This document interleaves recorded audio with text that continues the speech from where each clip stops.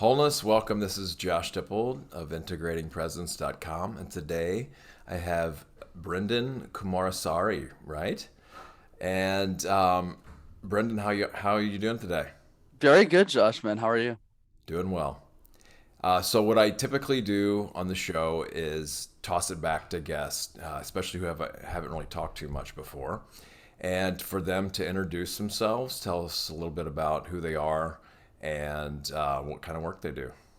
Yeah, for sure, brother. Happy to. So for me, the story started when I was in college. So I went to business school, and I did these things called case competitions. Think of it like professional sports, but for nerds. So while other guys my age were like playing football or something, I'm not that kind of guy because I would get sacked and break all my bones. So what I did instead was I did presentations competitively, Josh, and that's how I learned how to speak.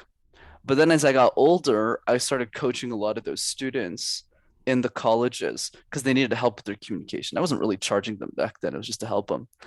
And that's what gave me the idea for what I do today. So I started a YouTube channel called Master Talk because I felt that a lot of the information I was sharing with them wasn't really available for free.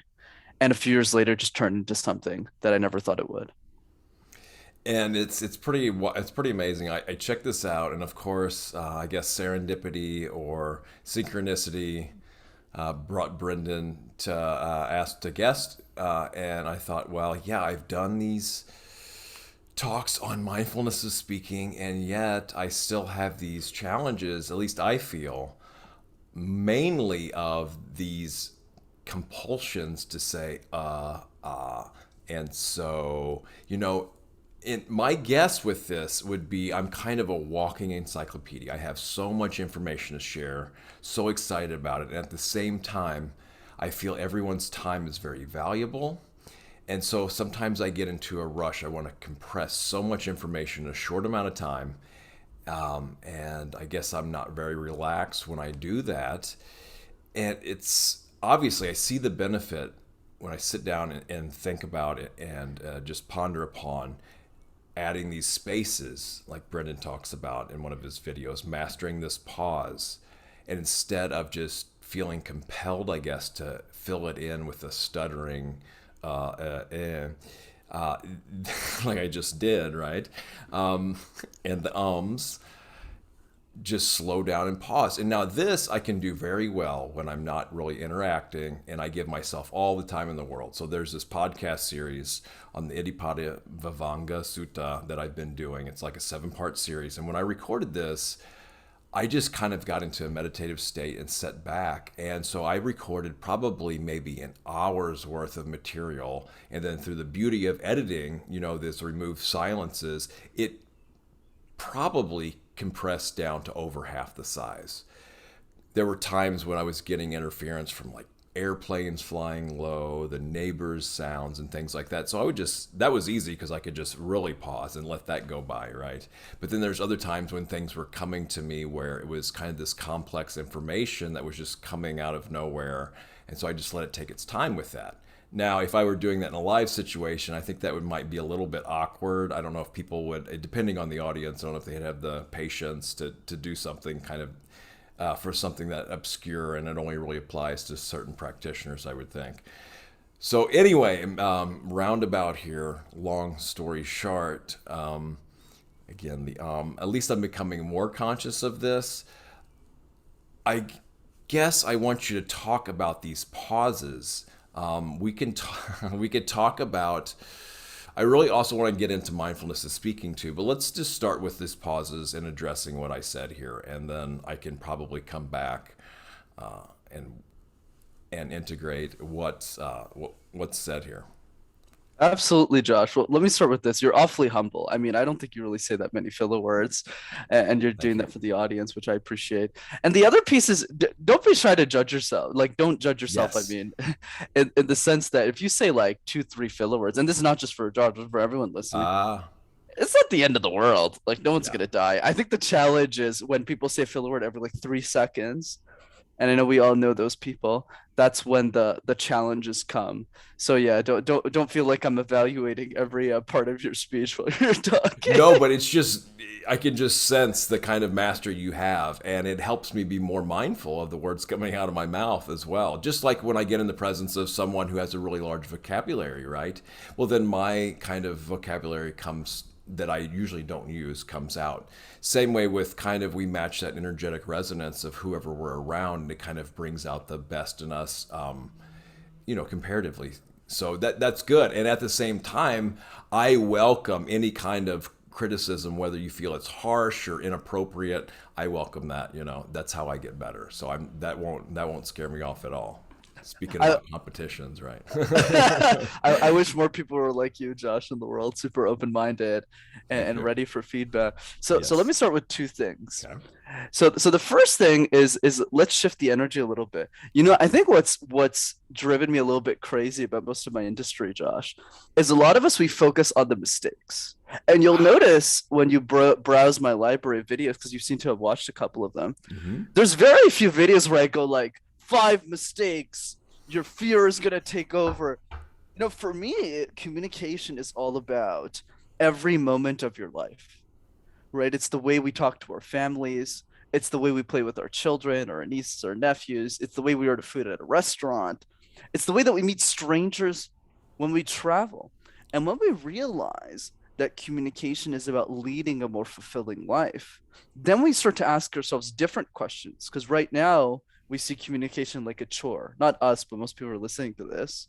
And no one wants to get better at doing the dishes. So the question to ask is, how would your life change if you became an exceptional communicator? So we got to dream first. That's beautiful. I was thinking just more practical things like it would save me hours and hours of editing time. you know? Really practical things like that. So yeah, it's even just icing on the cake to put those such simply put yet beautiful, elegant questions that are really important. And I Absolutely. once heard someone say that the most profound thing we'll ever do is speak to another human being. And at first I Mm, was like, what? There's all this majesty in the world, all these amazing things, adventures we can get into, things to study, experiences to have. But it really resonated with me. We come to think of it too, and I'm reminded now of a silent meditation retreat and how the communication just doesn't stop when our voice goes off, right? It's like this amplification of our body language then, because we're just in this constant need, and just how we are, we're social creatures of how to we're communicating even if we're not talking, right? So we're in constant communication then, and those things become amplified, at least for me anyway, because usually how I relate to people is through speaking, but when that's cut off, even, it is really profound how we don't stop communicating.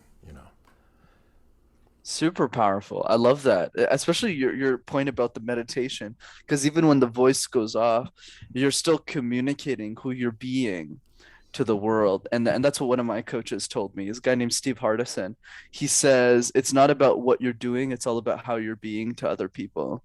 And that as well is a big part of communications, that non-verbal energy that you give off when you talk or when you communicate ideas. Absolutely. And the state of one's beingness, I feel, does override what we're doing as well. And then the key for me is merging those two. So, can we be as we do as we be, kind of integrate and embody both of those things together? All right. So, what about tips for podcasting? Do you have some of those? I mean, now it doesn't. I know your kind of forte seems to be in front of other people and giving presentations, which is there's been a whole huge culture, I guess, around TED Talks and whatnot, right? And I used to be the opposite. Like I work behind the scenes in a podcast. I was kind of terrified to be out there in the public eye.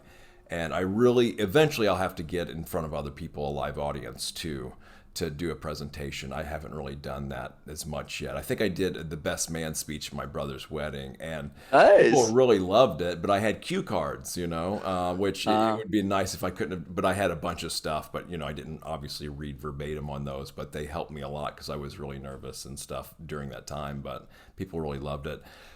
Okay, so I guess yes, tips for podcasting, and then I guess we can go into what it's like to present in front of a live audience, comparative, like this Zoom culture we've kind of got now, and online things, which is still okay. And I love podcast. I mean, I spent hours and hours and hours at parts of my life doing nothing but just like consuming podcasts, basically. Same, by the way, same. And congrats to your brother as well. That's awesome. Thank you. Of course. So I would say, in the context of podcasting, Josh, there's kind of two lens that we can look at it through. One is the podcast host, and another one is the podcast guest. So how can you be better on both sides of the interaction? So let's talk a little bit about both. So for podcast guesting, I would say the most important exercise is what I call question drills. So all the time in life, Josh, we always get asked questions about who we are, what our expertise is, doing the dishes, did you take out the trash? Like we get asked questions all the time, but most of us are reactive to those questions. So we get asked and we go, oh, I don't really know what to say, versus proactive. So my advice is every day, if as a podcast guest, if you want to get better on shows, for 5 minutes a day, just write down one question that you think somebody's going to ask you on your expertise and write out the answer. And do that every single day for 5 minutes. And if you do that for a year, you'll have answered 365 questions about your expertise and you'll be unbeatable. So that's the advice for podcast guesting. For podcast hosting, and then feel free to follow up on this, Josh. I would say I like Lewis Howes's tip on this. There's a lot of things I could say, but I would say the biggest one is what he said, which is the pre-show is the show. And what he means by that is that the environment that you create for a guest before the show begins is the actual show. And the reason is because the best podcast guests in an industry are probably doing like 10 shows a week, 5 shows a week. And the crazy ones are probably doing 20 shows a week if they're promoting a book or something. So for them, doing the show is really just about serving the audience in the moment. So they're not actually making a conscious decision before the show that this is the most important one of the day. And here's a trick you can use as a podcast host that Lewis does. So whenever he sends an email to a guest, he always goes, how can I make this the best interview you've ever had in your life? So when a guest gets that question, they go, oh, I've never really gotten that before. So it changes their mindset. They start to cancel meetings outside of the interview. They start to prepare more mentally, psychologically for it because they believe it'll be better. And so it does become better. Well, cool. And that's really important. I appreciate that because, and then I guess the pre-show starts pretty much at the point of contact, I would think. And we messaged a little bit before. We jumped in really quick today, so we're working more on spontaneity here. I feel, which has its own interesting dynamic. Great tips.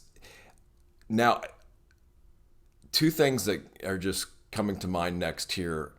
I wanted to ask you to answer the same question you put to me about. Now I forgot exactly what it was earlier about. How would your life change if you're an exceptional Yes. communicator? And the other thing is, I noticed, well, pretty much, I would say most people, if I had to guess, notice this when they first hear their own voice played back to them, recorded. The kind of reactions they hear and the kind of feelings they have. I know for me, it was maybe kind of embarrassment or do I really sound like that? Maybe I don't, but I mean, are other people hearing me like that kind of thing? It's really bizarre. I wanted to see if you just have any like takes on that and your yeah, what to say about that. And if that can actually or how we work with that too. Yes. Absolutely. Mhm. So I would say the biggest thing, Josh, is we need to unlearn a habit that we got in the education system, which is that communication is a chore. That's what we think. And the reason we believe that is because when we were growing up as kids, every presentation we gave in high school and elementary school, where all of this begins, frankly, have three key problems. One, they're all mandatory. We don't wake up one morning and say, "Hey, Josh, want to get breakfast, brother, in St. Louis?" And then, present all day. Nobody really says that. So it's not really a thing. Whereas with sports, a lot more people are up for that. That's problem number one. Problem number two is all of those, you think it would be done, right? There's like other profs. The other problem is that all the presentations are different. Nobody walks us in high school, Josh, and says, "Hey, Brendan, hey, Josh, what do you guys care about? Do you care about mindfulness? Do you care about meditation? Do you want to talk about tips that could help the other kids?" No, no, you got to talk about Shakespeare. You don't really have a choice. Or I don't know, the history of Missouri. I don't know. You gotta talk about some random things, and you're just like, okay, not that the history of Missouri isn't important, but it might not be Sure. important to most people who are 10 years old. So that's problem number two, and then problem number three, which is the worst of all. You think that that's the summation? All of the presentations, Josh, are tied to a punishment. So if you don't do a great job, you get slapped in the face. You lose like 20% of your grade, even if you're like 11 years old. But when we play basketball, as an example, Yeah. and we're shooting with our friends and having fun, nobody's keeping score. Like it's okay if you miss 70% of the buckets. And that's the problem we have as a society. So how do we switch that? Very easy, actually. Not as hard as you'd think. All you have to do is two things. One is answer the question that we talked about earlier. How would your life change if you're an exceptional communicator? Shifts our mind. And the second thing that I'm sure most people haven't done is make a list of the 5 people that pour into you the most in your life. Could be your grandmother, could be your niece, could be kids, could be family friends, childhood friends. Just make a list of those top 5 people. These are people who support you, who do the things, who do your laundry, who buy you food, like the people who are just awesome. When was the last time you sent them a 20-second video message? Just saying, "Hey, Josh, thinking about you. Love what you're doing at the podcast. Keep up the great work that you're doing. Love your energy." It's simple, but nobody does it. So I would start there. It's kind of like a virtual thank you card. Yeah. And how much, I mean, you hear how people get, how it's such a big deal these days to write a handwritten written card. But I mean, it's not even as hard as that to send like a little video message. It's so easy. And it really would mean almost as much as a handwritten card, I would think. Yes, the unlearning is so important. I mean, yeah, just everybody's on pins and needles that you have to, yeah, you're worried about screwing up. That was a big thing. I didn't play sports much, but when I realized, or just anything in life in general, and just not being afraid of screwing up. If we can laugh at ourselves and not put so much emphasis on the competition or the losing part of a competition, because that's how we learn is by our mistakes. And there really is no mistakes or failure as long as we learn from it. It's some of the most higher level leveling up in mastery is when we make mistakes and find out for ourselves what it's really about, right? And yeah, and then the big one, that's why I'm proponent of homeschooling, at least in certain areas, is because kids can actually choose what they're interested in. If the teacher probably isn't even interested in teaching a lot of things, right? And so it was early on, but not too long before my natural curiosity just got beaten out of me. And I had to regain that love for actually learning and researching and learning things later on in life, because it just got, really just, oh, can I just get through this stuff in school pretty much? Yeah. So now, how would you answer that question? Did you, like, how would your life, or how has your life changed? Would you say? Absolutely, man. I think it's beautiful. No one usually asks me my answer to the question. Yeah. And by the way, thanks for sharing your story as well. That was powerful. Thank So you. so it's a little bit long-winded, but I'm happy to share because I know you're curious. Yes. So I was watching a TikTok the other day, Josh, because for me the question is a bit different for me and potentially you. It's more how would the world change if you became an exceptional communicator. But I think for most people, it's how would their life change. So, anyways, I'm watching this TikTok the other day, and the TikTok features Taylor Swift, right? We all know who Taylor Swift is, the musician. And she won an award called Woman of the Year by Billboard in 2014. And she's standing on that stage and she says this, Josh. She says that your next Woman of the Year, your future Woman of the Year, is 11 years old right now. Right? She's playing choir, right? She's learning it. She's learning how to sing. She wants to play piano, but isn't really sure how. And we need to take care of her. And then what happens, Josh, is the TikTok kind of flips. And then it's 7 years later, where there's like a time forward stamp.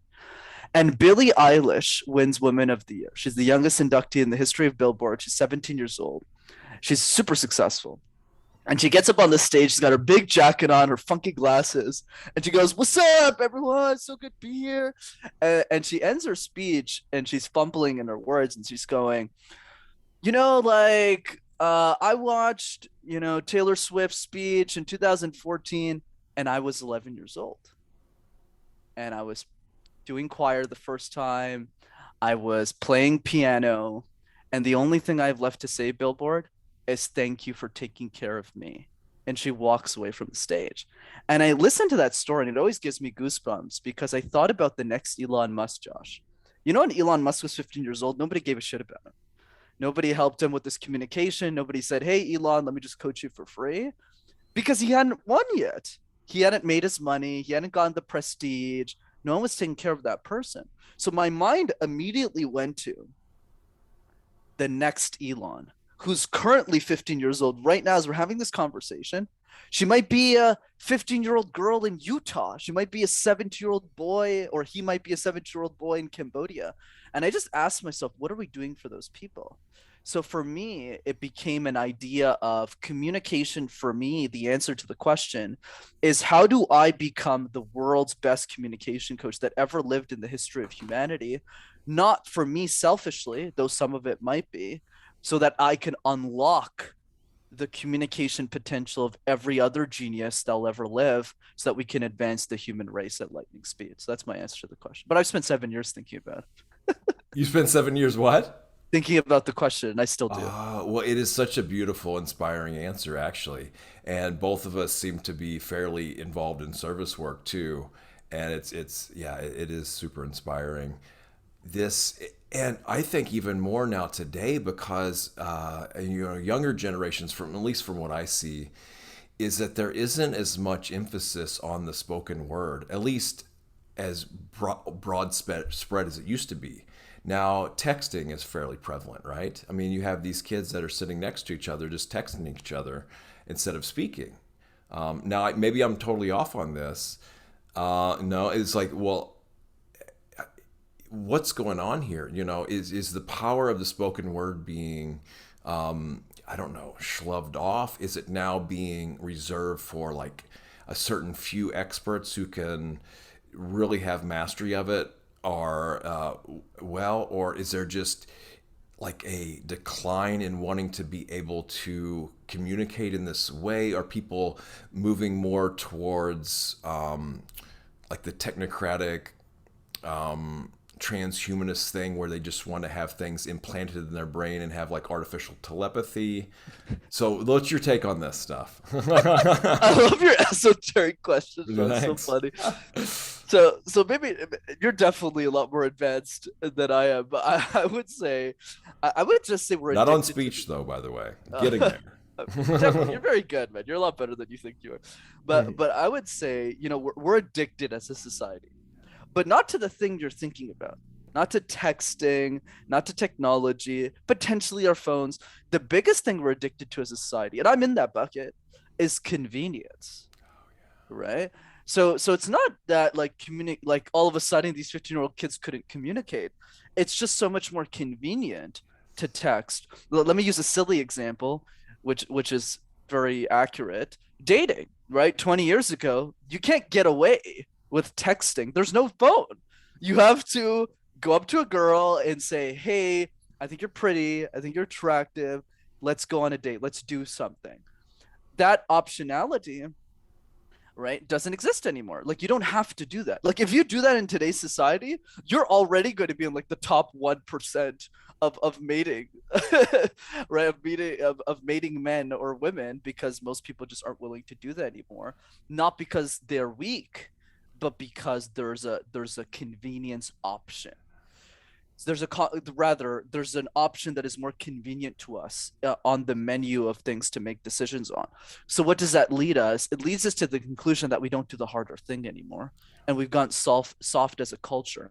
And because of that, it's not that our generation sucks at communication, is that the incentive system has changed. So what does that mean? It means that we need to put, for lack of a better word, we need to put a fire up the asses of the people in our society and say, if you don't work on your communication, sure, you could still go on dates through text, but there's no way in hell you're going to be a vice president at a company. There's no way you're going to become a president. There's no way you're going to be a leader in our society if you don't know how to communicate, you don't know how to lead teams. And it's that goal that we need to help them get incentivized by so they can work on it. Especially the way things are right now, and for the majority of society, I would totally agree with that. Now, where it's heading, it might change eventually, but it's going to change gradually. And even so, yeah, this notion, it also, I feel, is when you text someone, like a lot of the potential uncomfortable emotions aren't there, right? Now, if you go up to someone, especially, before kind of get over the rejection thing, being rejected for some people is really devastating. I know it was for me for a huge part of my life. And that the intensity of emotions seem greater when we're doing a face-to-face interaction in real life compared to behind technology, right? Texting. Look at all the keyboard warriors out there in the comments, right? So it seems pretty obvious. But the thing is that people can embrace intensity. Now it can get overloaded, and then we need to draw back, and give ourselves some time and space for healing and integration and things like that. But I mean, our lifespans are so brief that we can't let things like that deter us from these real connections in life, this real interaction, and that's the way I find it gets to be really obviously easier to communicate and really deeply connect with someone when we can feel we have a lot in common, and that we're not afraid of how we're perceived by others as well. We can really feel like we can share at our deepest levels too. And that's when kind of intimacy happens in relationships.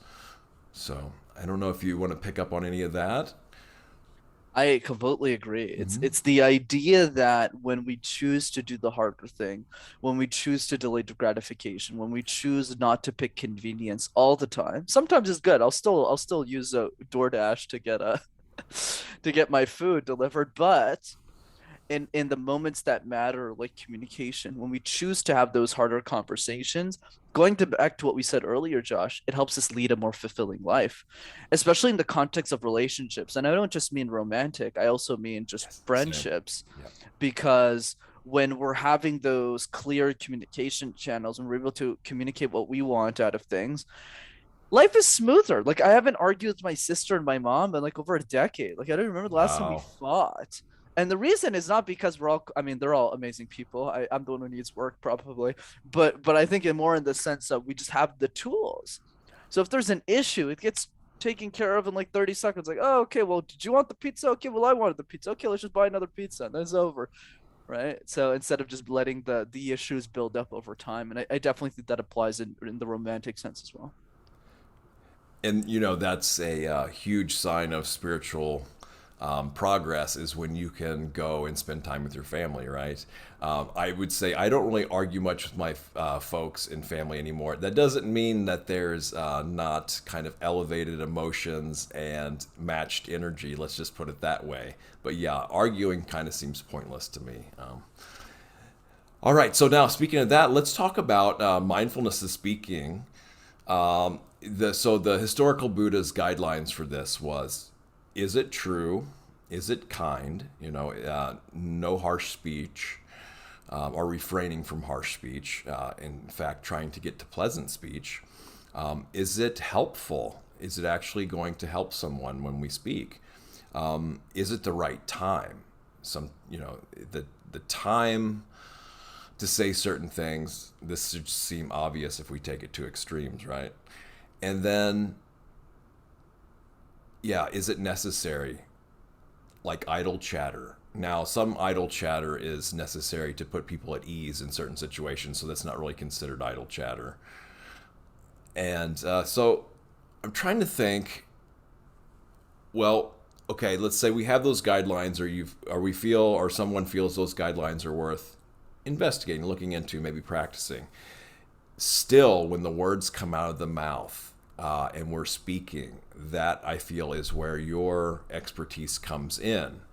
So the things that we actually do end up saying, this is where they can become even more powerful. With those ethical guidelines in place, then the way we talk becomes really important too. And I learned fairly early on, maybe in grade school, high school, a lot of times people aren't paying attention exactly to what you're saying, but how you're saying it, especially people identifying more with emotions than cognition. So, is there anything you'd like to say on mindfulness of speaking? Absolutely. Mm-hmm. Love the frame, by the way, Josh, that how you moved into the frame. So there's three pieces that I would say. The first one is the idea of empathy that I feel you touched upon. I'm just going to rephrase it in like a different side of the same coin, essentially. My definition of empathy and how I teach it is we are never communicating to the person that we are. We are always communicating to the person we used to be. We are always communicating to the person we used to be. So what does that mean in the context of this very conversation or just day to day? So for me, I'm never going to go on a podcast as an example. It's kind of very meta and go like, okay, these are the advanced communication tips you need to keep on. These are the things you need to do. And the reason I don't do that is because I know they won't get implemented because the people who are listening to this podcast are starting at ground zero. They're wondering, can I even be a great communicator? So a lot of the tips that you'll notice is more about inspiring them to take action, not really going like, okay, here's my playbook on 50 tips, because they can just watch the YouTube videos if they want that. So that's the first piece. It's empathy. And I'm kind of using myself in this conversation as an example. The other piece is the idea of mirroring, but more specifically, having the empathy for a fellow human being to make them feel comfortable in the interaction. You actually had a much better framing than I did, right? Around being kind. I love the questions you had there. My version of it is more in the sense of what is the person's energy like, how are they feeling, and how can I adapt myself energetically a lot to them. A lot of people think this is being fake. I completely disagree. I think it's more about creating a safe space for other people who aren't able, who don't have the tools to quickly switch from one mode to the other. I'll give you an example. The state that I'm in right now in this conversation is not typical of me because this is how I actually sound. But when I talk to Josh, you're more on the spiritual side. You're more about presence. So I see it more as my responsibility to adapt to your energy, whether not, it's not about whether it's right or wrong. It's more about because that's what serves the audience. Because whatever energy you have is the energy that the people who are listening to the show generally gravitate. That's why they've chosen you as their guide, right? So that's the second piece. And then the third piece, so let's just recap because I know I said a lot of woo-woo stuff. So right, the first one is all about presence, right? It's about adapting our energy to the other person. The second one is about empathy, speaking to the person we used to be, not the person that we are today.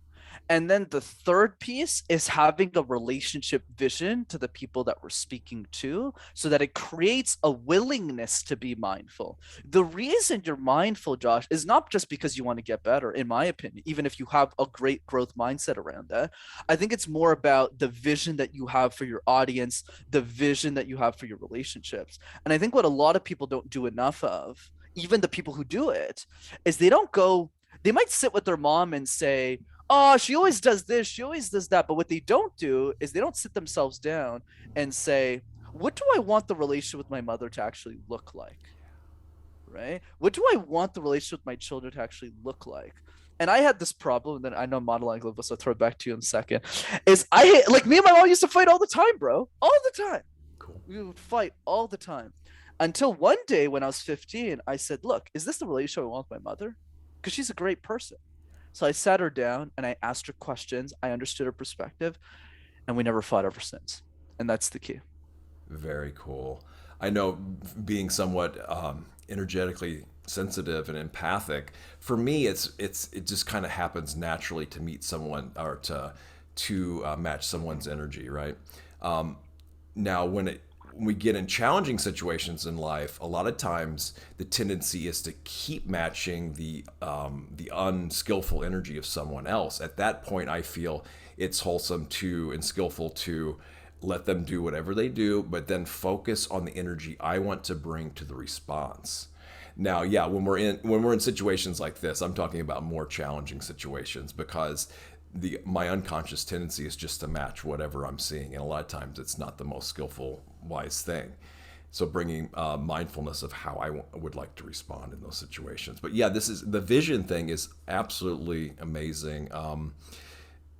It's this foresight we can have to not only how we would like to see things unfold, but what we can bring to a vision in order to not only do that, but to benefit everyone involved, not only for the immediate time, but potentially far into the future, and things that life has in store for us that are so magical that we couldn't even possibly imagine.